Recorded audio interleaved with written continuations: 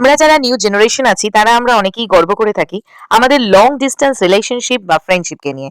কিন্তু আগেকার দিনের মানুষরাও লং ডিস্টেন্স ফ্রেন্ডশিপ করতে পারে, সেটাই আজকে দেখতে পাবে। রুবি আন্টি আর আন্টির সাথে এই বন্ধুত্বটা ঠিক ওই রকমই, লং ডিস্টেন্স ফ্রেন্ডশিপ। আজকে আমি আন্টিকে নিয়ে চলে এসেছি রুবি আন্টির বাড়িতে।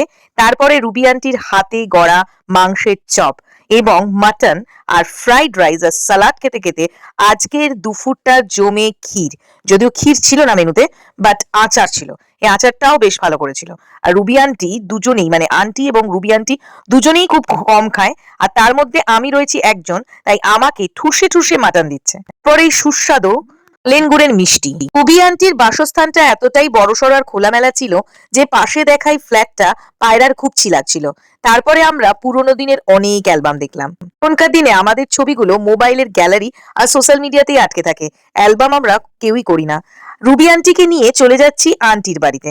ওখানেই আজকে রুবি আন্টি রাতটা কাটাবে। তারপরে আমি কফি বানিয়ে দিলাম, আর আন্টি চাইনিজ নুডলস, আর তার সাথে মনে হয় চিলি চিকেন ছিল, খেয়াল নেই। আর এই মিষ্টিগুলো কাকু এনেছিল, কি যে অসাধারণ। এটা পরের দিন সকালবেলার গল্প। আমরা পরোটা খেয়েছিলাম, আর দুপুরবেলা এই এত এত মেনু দিয়ে শেষ করলাম।